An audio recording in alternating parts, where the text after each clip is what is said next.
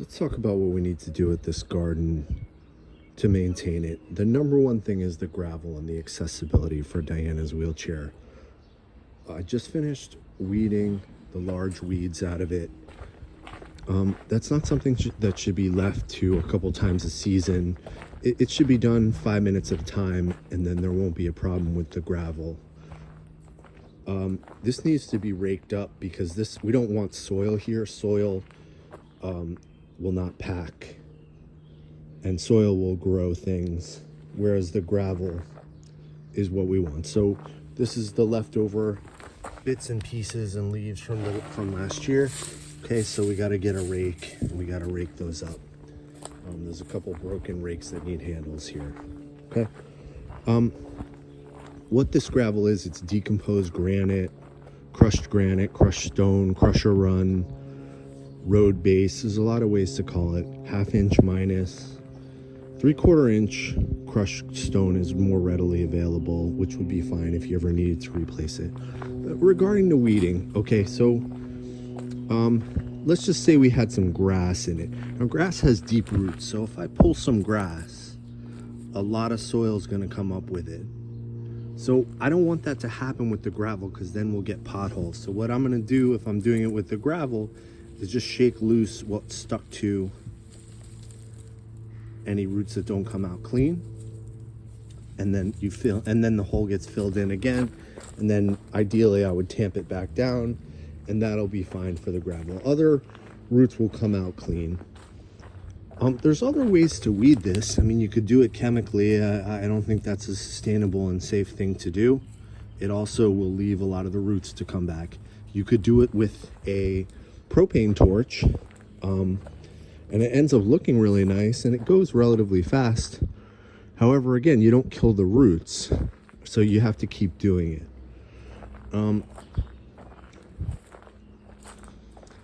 Let's look in the beds, because I already pulled out the roots, but the roots are, I mean the weeds, but the weeds are still in the beds. So let's see what some of the weeds in the beds are. I guess starting all the way at the beginning. We want this to be hostas. These sensitive ferns will take over the world, so let's get those out by the roots. Okay. This is a weed, could be an aster or something to that effect. Pull it out by the roots. Another sensitive fern in the hostas. You get the idea. Here's where the sensitive ferns belong. This should be cut back or just pulled. If they start to get, because if they start to grow over the path, again, it becomes an accessibility impediment. So here's an accessibility impediment. Let's just pull. Okay, just pull. Very simple. We're not even uprooting anything right now. We're just kind of pruning so that it's not in the way. Okay, that was easy enough. Moving on down the line. Okay, here's dandelion. Now you had expressed an interest in eating the greens. You can also eat the roots, and you can also eat the yellow flowers. Everything raw, they're delicious. They'll keep on coming back no matter what you do, so the thing to usually do is try to get them out by the roots. You kind of have to dig to get them out by the roots. If I just pull, then the tops will come off and the roots will stay in mostly. But that's your dandelion. Perfectly edible, free, highly nutritious, very good tasting. This is a weed. I forget what it's called. It's one of your most common weeds. We want to pull that by the roots. Okay, and what you do to really get something out by the roots is get all the way down to the ground, surround it, and pull, and hopefully you get it out by the roots.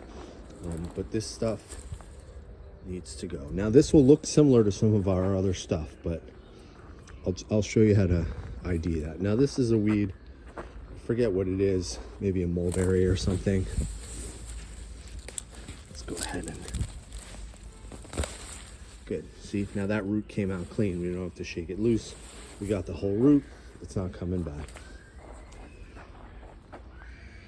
This looks like a holly. This is some of that thorny, whatchamacallit, barberry. This can be cut with the hedge clipper. I don't like how this one is top heavy.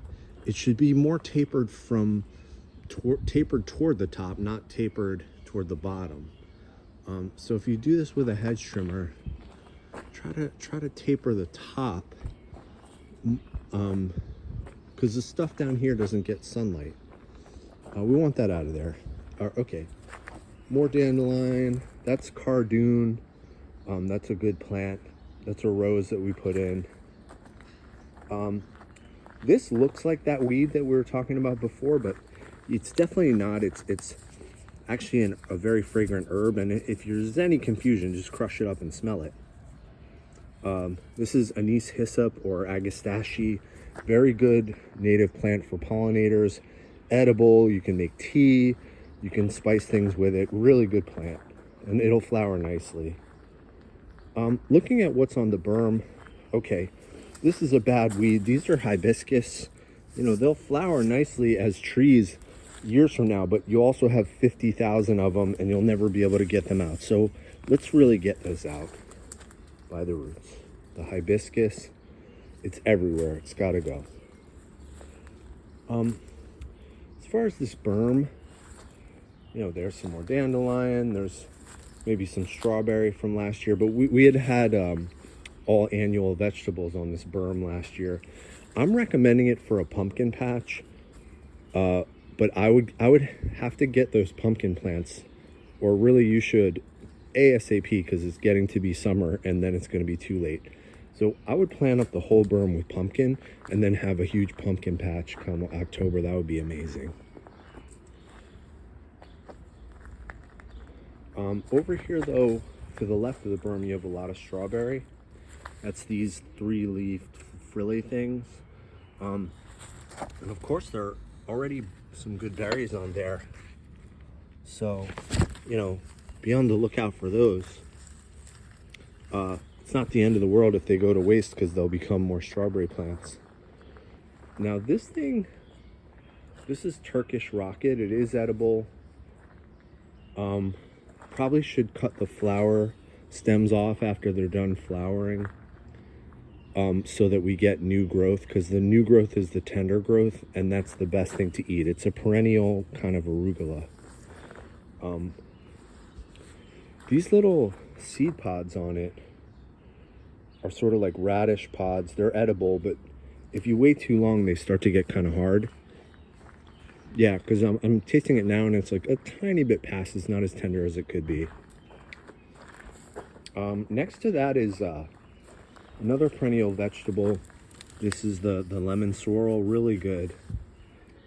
And again, it probably shouldn't be left to flower and go to seed.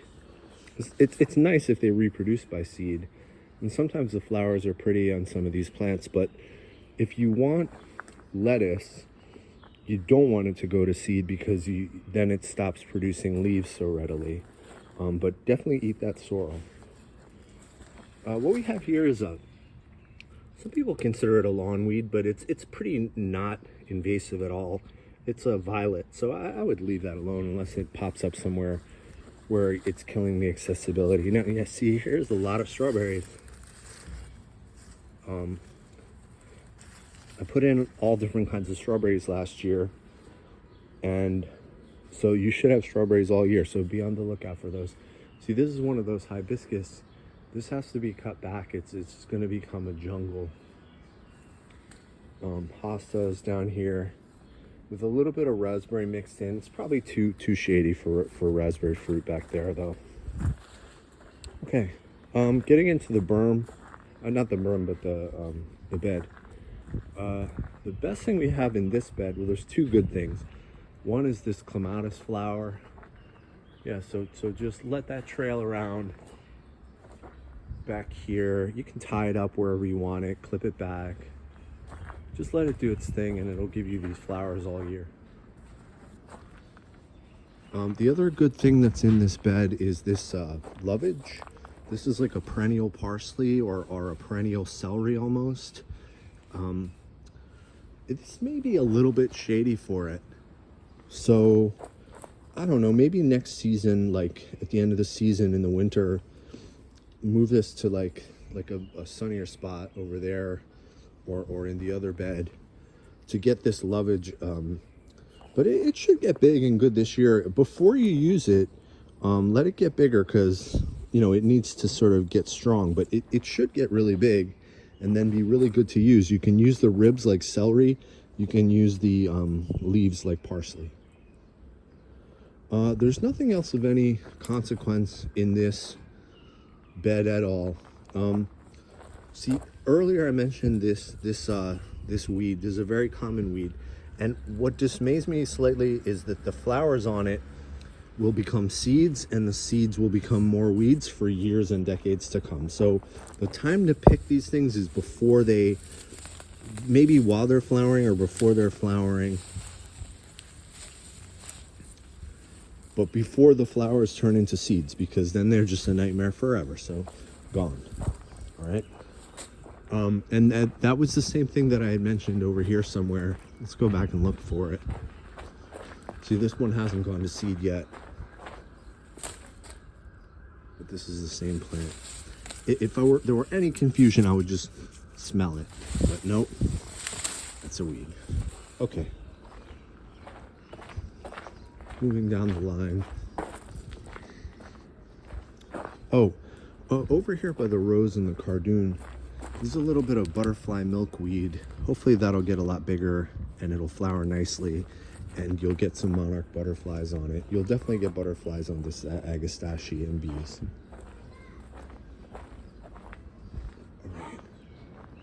All right. This kind of looks like strawberry, but it's and it looks like poison ivy quite a bit. I mean, look at those sort of leaves of three. But the leaves of three, yeah, there's one, but they fuse into this, and that's Boston ivy. It's pretty benign, but don't confuse it for strawberry or something edible. If you don't like it, just peel it away and tear it off. Yeah, see, this looks like strawberry and this looks like Boston ivy. This is more of that weed I said to get rid of.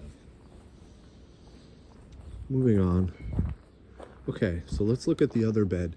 One thing that's exciting that we got going here, these I think are the broccoli that we planted last year, or the collard greens. This is virtually the same plant either way.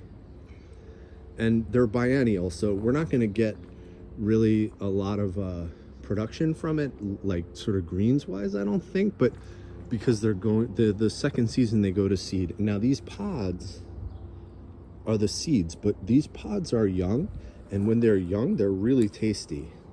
They're sort of like little tender green beans, so you can totally eat those raw.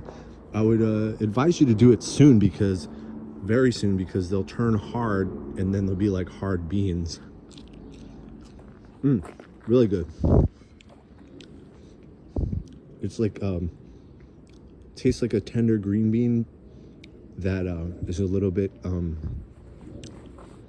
broccoli-y. Okay, here's more of that weed we need to remove. Now this is interesting because this is a very common weed, lamb's quarters. But the thing about the lamb's quarters, and it grows super virulently, but much like the dandelion, pruning is harvesting, and weeding is harvesting. So this is an edible plant. These taste really good raw. They grow everywhere. I wouldn't let them kind of hang around too much. I would weed them and eat them right after. And I don't think you can keep them for very long. I think they start to wilt. But they're really good just to eat raw. Okay. Moving on. I don't see anything else super useful in here. Here's a couple things. This is obviously a strawberry in the corner. And this looks like something that's coming back from last year. What is that? Is that fennel? I don't know. Oh no, is that? Oh, that looks like parsley from last year. That's a biennial as well, so that's not going to hang around for very long. But yeah, that's parsley from last year. Later on, you can harvest these seeds and grow more parsley anytime you want, or cook with the seeds. Here's some more of that lamb's quarters. It gets really big. Here's looks like a hibiscus. I'm telling you, they're going to be everywhere, and they're hard to uproot. I mean, look how big the roots are just on that baby. So, especially in the front yard, get rid of those. All right, let's look at the middle bed here. Okay, so what do we do about this lawn? Harvest slash weed these dandelion greens. I mean, the whole dandelion plant, I should say, to get them out of there. That's the only really weed that I see. Yeah, you can see the seeds. So get those out of there. And then what's left is mostly clover and some grass. And clover makes a wonderful low maintenance lawn. Just get a weed whacker on this. Maybe you could even do it with your hedge trimmer. I don't know. It's such a small area. But yeah, get an electric weed whacker on that and it'll look like a lawn. What's in the pots? Mint. You know, mint grows like a weed, but weeding and pruning are harvesting. So utilize it. And if you have nothing better to utilize it for, crush it up and apply it to your skin and clothes or your hair, and it'll be a bug repellent and it'll make you smell nice. The same thing goes for this lemon balm, which really grows like a weed and tends to reseed itself around. But if you crush it up, it smells very lemony. You can make tea out of it. You can, put it in salads, just like the mint. And it's very citronella kind of. So if you crush it up and apply it to yourself, it will keep the mosquitoes away. When I got here, the mosquitoes were eating me alive. I applied some mint. I applied some some of the lemon balm, and I even applied some of this catnip just because I really didn't want those mosquitoes on me. And any strong herb, deer don't like strong herbs, bugs don't like strong flavor herbs, and mosquitoes will stay off of you if you utilize the oils. Now this is catnip in the next one.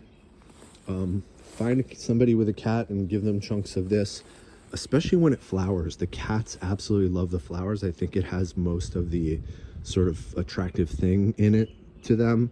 So yeah, you utilize that catnip. But you can use it and make tea out of it. You can use it for various medical purposes, eat it, whatever you want. But obviously the cats really like it. I think I skipped a couple pots. This had annuals in it. Oh, it looks like a little bit of chive is in there. See, this is the lemon balm that grew in from seed. We had like lavender or rosemary or something in here that didn't come back. But look at all these lemon balm seeds. So that stuff grows like a weed. So harvest it in huge fistfuls and use it as bug repellent, or else it'll take over the world. Yeah, here it is right here. Here it is right here. And this is catnip. So definitely use that. This is grass. You almost never see it in seed form. One time I was driving across country and a friend was like, we were looking at a hay bale, and I was like, oh yeah, look at it's still green like grass. And they were like, wait, hay is grass? Anyway, that kind of grew up like a weed. That can be taken out or left in place. Doesn't matter. Hosta, this one looks like it's getting a little bit too much sun. I mean, this should be moved to somewhere more shady because hostas like deep shade, and they get kind of sunburned, as you can see.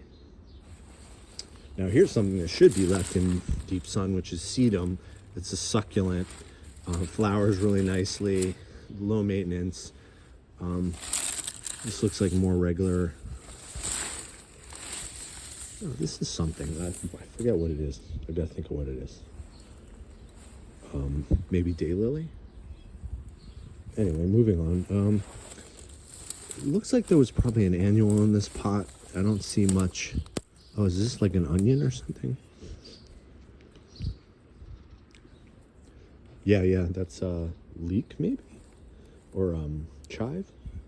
I don't know. Or green onion maybe? Anyway, so this is good. The rest of it's not. Should be weeded. Oh, here's actual chive. Chive does really well in containers, just left alone. Okay, moving on. Oh, here we go. We got fennel. You know what? We had fennel in this pot, but it must have blown around by seed and grown into this pot.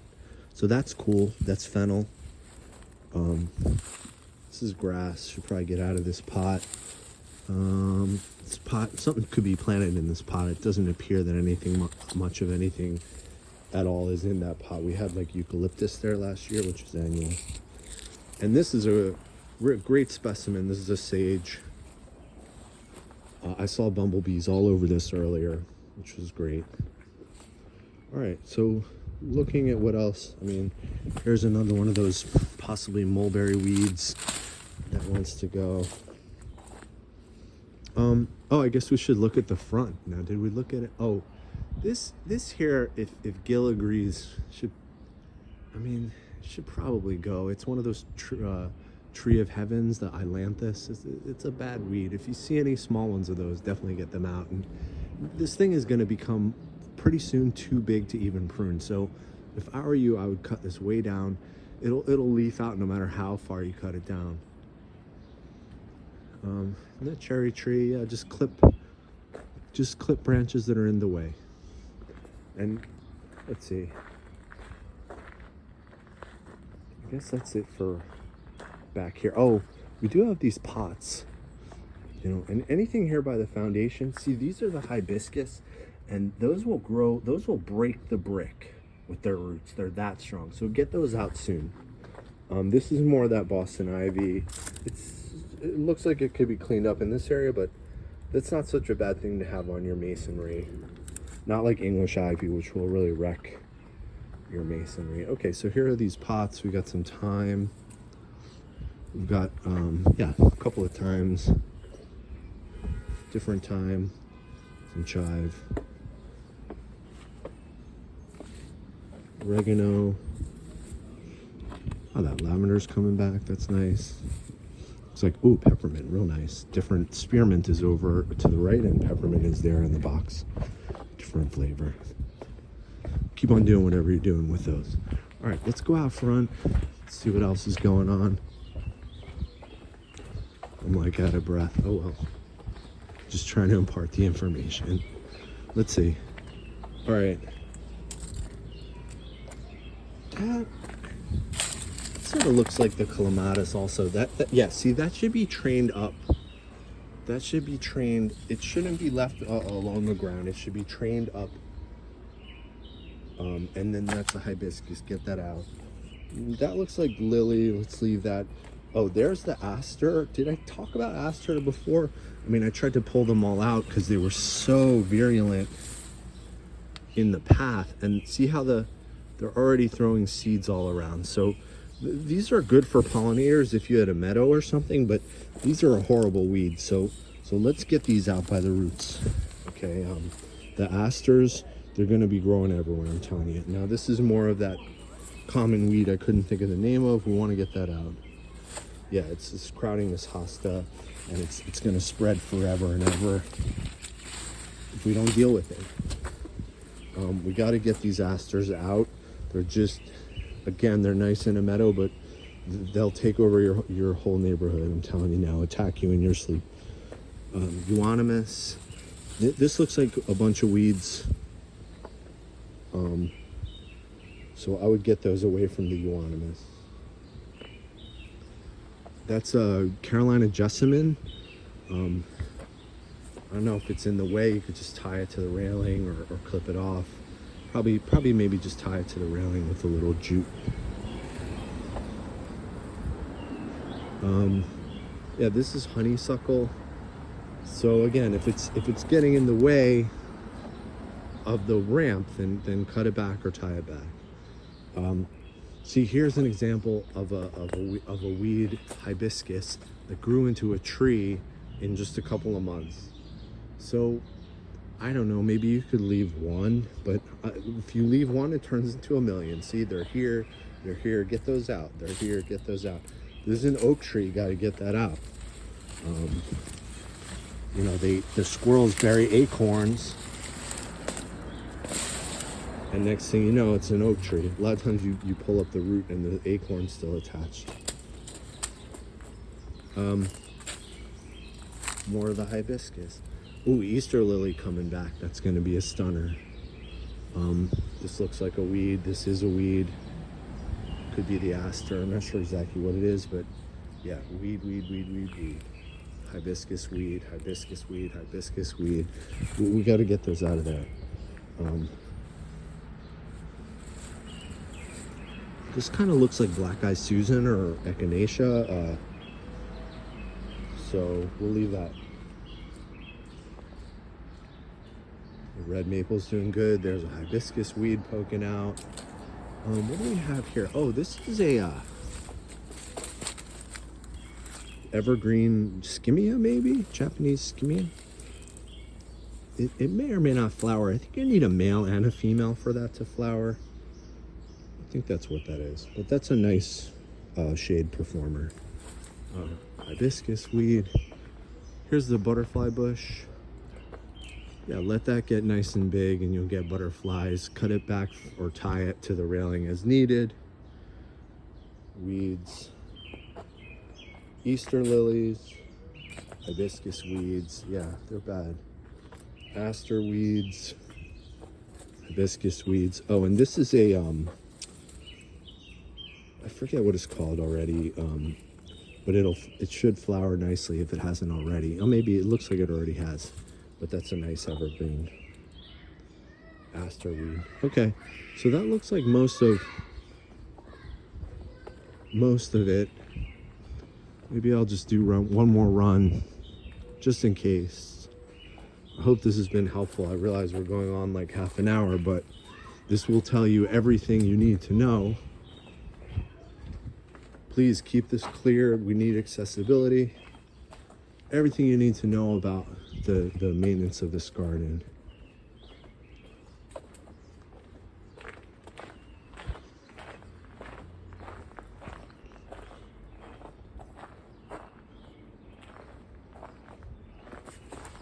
Dandelion again, really good to eat.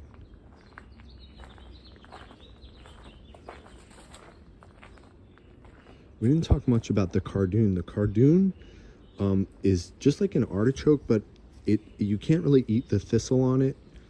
It should flower nicely, but also the leaves are not edible, but the ribs of the leaves are edible. So you kind of cut the like little spiky things off of the ribs and you discard the leaves, but the ribs can be sauteed up and they taste like artichoke.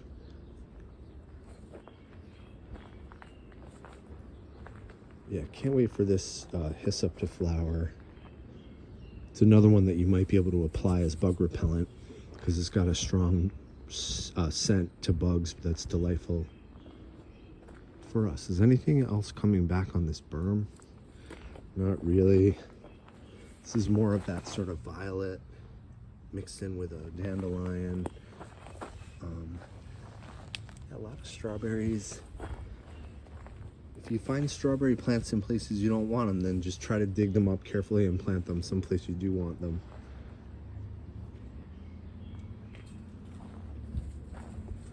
Turkish rocket, sorrel.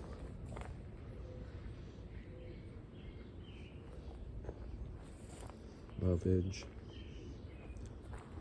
I think we got everything. I think you can stop watching now.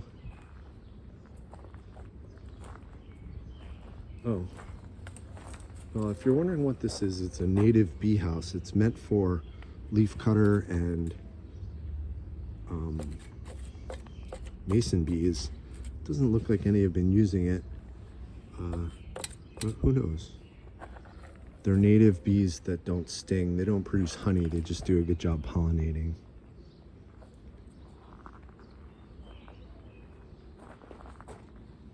Sayonara.